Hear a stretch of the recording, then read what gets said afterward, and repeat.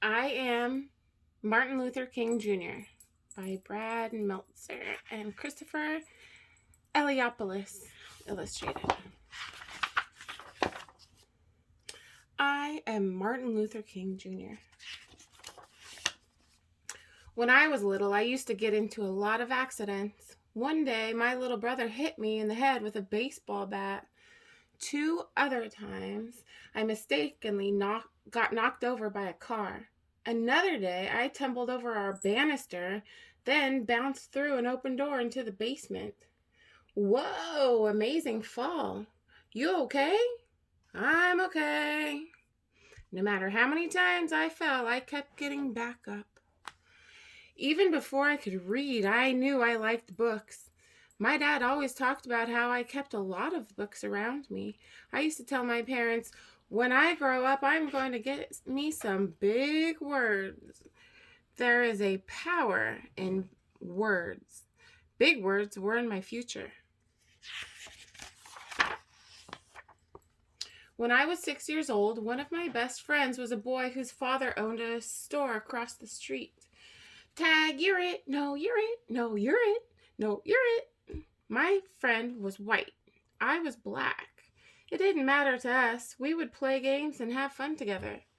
But when we started going to school, everything changed. He went to a school where all the kids were white. I went to a school where everyone was black.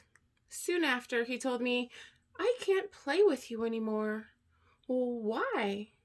My dad said so. He doesn't want us being friends. But why? You're one of my best friends, aren't you? Aren't you? I didn't understand. It didn't make sense.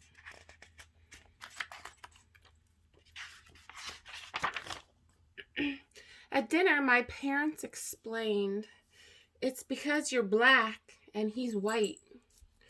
I was so mad that day. How could someone treat me differently just because of the color of my skin? I wanted to hate my friend and his father, but my parents told me to do the opposite, that I should love my friend even though he hurt me. They taught me that it's better to have more love in your life than more hate. Then my mother taught me one of the most important lessons of all. You are as good as anyone. You must never feel that you are less than anyone else. I wanted to believe it, but every day I saw the opposite. I saw you could be treated unfairly just because of the color of your skin. If you were white, you went to a good school with great playgrounds and plenty of books. If you were black, your school was small, sometimes with no desks or even windows. Check it out, a playground. Check it out. Where's our playground? It wasn't just the schools. Black people had to use different water fountains, different elevators, even different bathrooms. In fact, on a hot day when everyone wanted ice cream, if you were white, you could sit at the counter and eat from a nice dish. But since I was black, if they served me at all, it was through a side window. And they put my ice cream in a flimsy paper cup. This ice cream is perfect. This ice cream is melted. It got even worse when I was 14. I had just won a speech competition.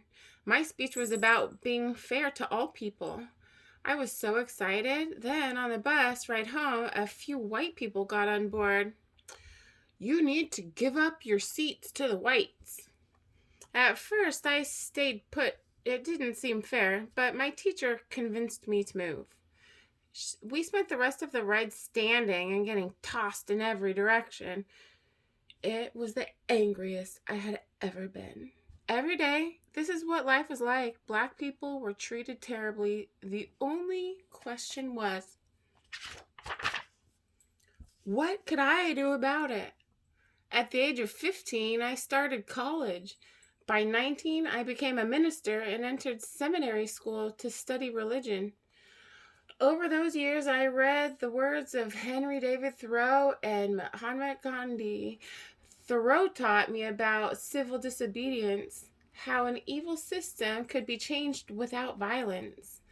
Gandhi opened my mind to the power of nonviolent resistance. What's that? Love.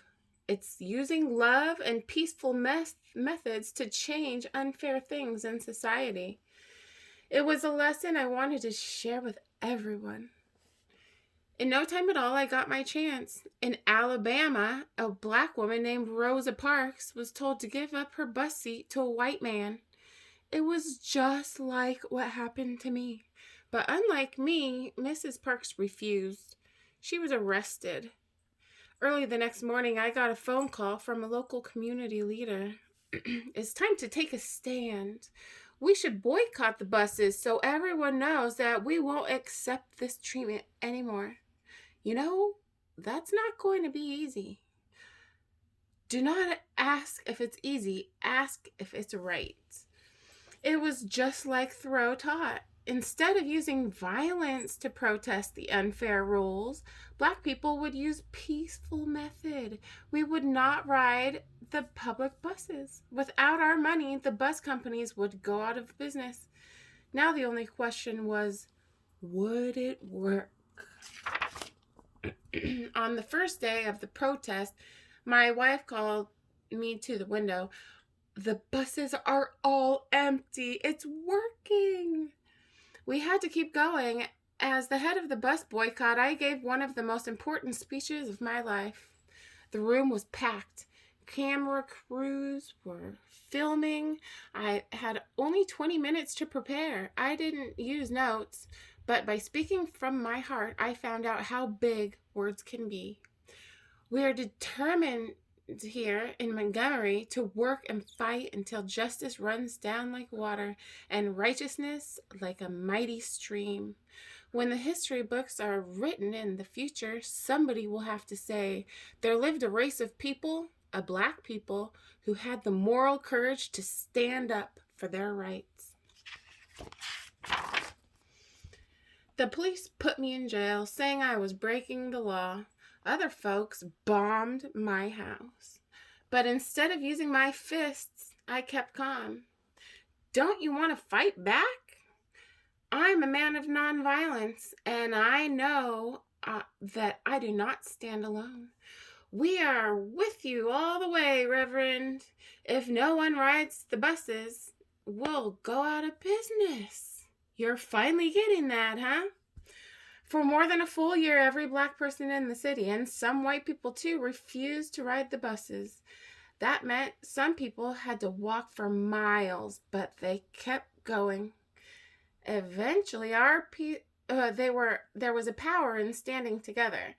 Eventually, our peaceful protests worked. The rules were changed. Public buses could no longer separate people based on the color of their skin. That was only the beginning. Soon our peaceful protests sparked other peaceful protests. The lunch counters, college students organized sit-ins where they would not stop until everyone could eat together. Our methods of nonviolence were so powerful, I was invited to meet the president at the White House. But sometimes the hardest problems were right at home. Daddy, look, an amusement park. Please, can we go? I'm sorry, Yoki, we can't. Funtown is not open to black people. Seeing my daughter cry was one of the most painful moments of my life. It only made me work harder to fight for change. Was it easy? Absolutely not. During one protest in Birmingham, Alabama, the police again arrested me and locked me in a dark jail cell that only had one window. Injustice anywhere is a threat to justice everywhere. Someone slipped me a newspaper in which white religious leaders had written an article calling us lawbreakers. Someone then snuck me a pen. In that jail cell, I wrote my response in the margins of the newspaper and even on toilet paper. My letter from Birmingham jail was soon published as a pamphlet. Then it was in magazines and newspapers. Today has been read by millions of people. Like I said, it's amazing how big words can be. Our message was so important that kids your age joined us. In Birmingham, during the Children's Crusade, more than 1,000 kids, some as young as 6 years old, showed up to march. What do you want? Feed 'em! And the first day, the police arrested 900 of them. The next day, 2,500 children showed up, ready to go to jail.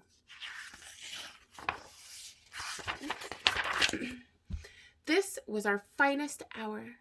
Enraged that we were not giving up, the chief of police then told the firemen to spray the children with water hoses and attack them with dogs.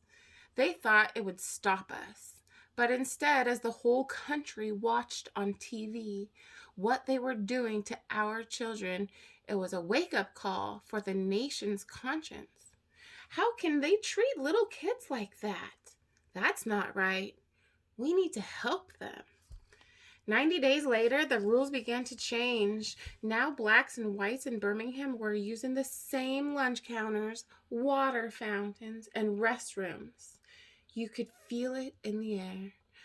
More change was coming. Freedom was contagious. By the summer of 1963, an estimated 1 million Americans held their own protests in cities across the country. A man named A. Philip Randolph suggested a massive march. If we march together peacefully, they won't be able to ignore us. Together, we can convince Congress and the president to pass laws so that no one in America can treat people differently based on our skin color. I like this idea. Where should we have it? There's only one place. People came from across every state. They came in nearly every form of transportation. They even took off work and did not get paid just to be there. Only people, old people, young people, black people, white people, even children like you, they all came to Washington, D.C., gathering in a righteous army. Why? Because they wanted a change. And they knew the surest way to change the world is to stand together. I am happy to join with you today in what will go down in history as the greatest demonstration for freedom in the history of our nation. On August 28, 1963, I stood at the podium and spoke what some later called my biggest words of all. March on Washington for jobs and freedom. I have a dream that for my 4 little children will one day live in a nation where they will not be judged by the color of their skin, but by the content of their character. I have a dream that one day little black boys and black girls will be able to join hands with the little white boys and white girls as sisters and brothers. Let freedom ring from every mountainside. Let freedom ring. After the March on Washington, the President and Congress passed new laws for civil rights, but that didn't mean our work was done. Indeed, our greatest battle was still to come. It began with 600 activists as they tried to walk 54 miles from Selma, Alabama, to the state capital of Montgomery. Back then, there were rules that stopped black people from voting.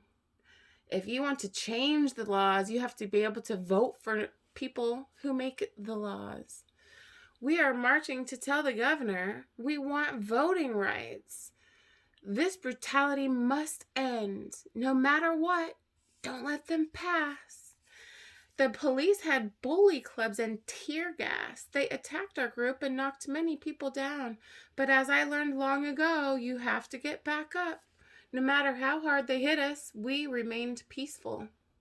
Still, we didn't get through. 2 days later, we tried again. Now there were 2,500 of us. We will get to Montgomery. No, you won't. I promise you won't. Once again, we tried. Once again, we did not get through. Did we give up? What do you think? It was Sunday, March 21st, 1965, our third try. Now we had 8,000 people with us. We are on the move. We shall overcome. For 2 days we marched. Rain could not stop us. The world was watching. The White House was too. President Johnson even sent troops to protect us. Check out the crowd. Black, white, Christian, Jewish, all standing together. Exhaustion could not stop us. As we reached Montgomery, Alabama, tears were shed. But this time, they were tears of joy. In my life, people tried to tell me I wasn't as good as they were just because of the color of my skin. When someone hurts you like that, it can be tempting to hurt them back. You must refuse.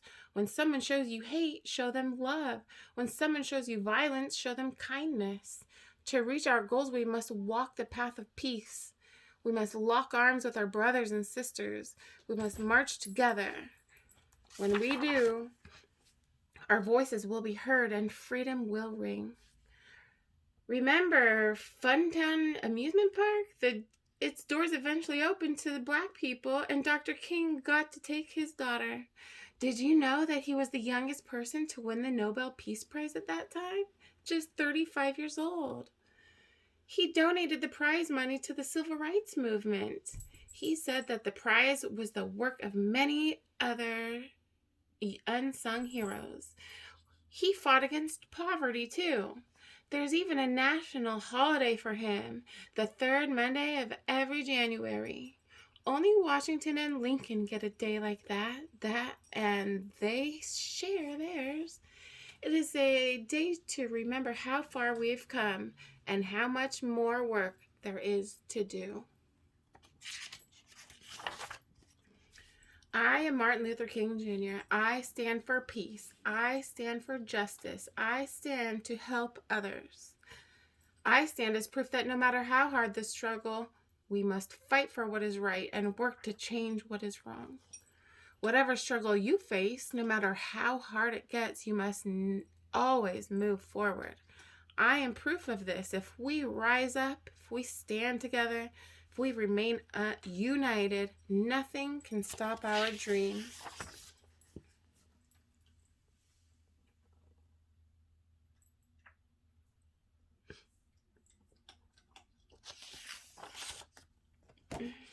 The end. Está bien.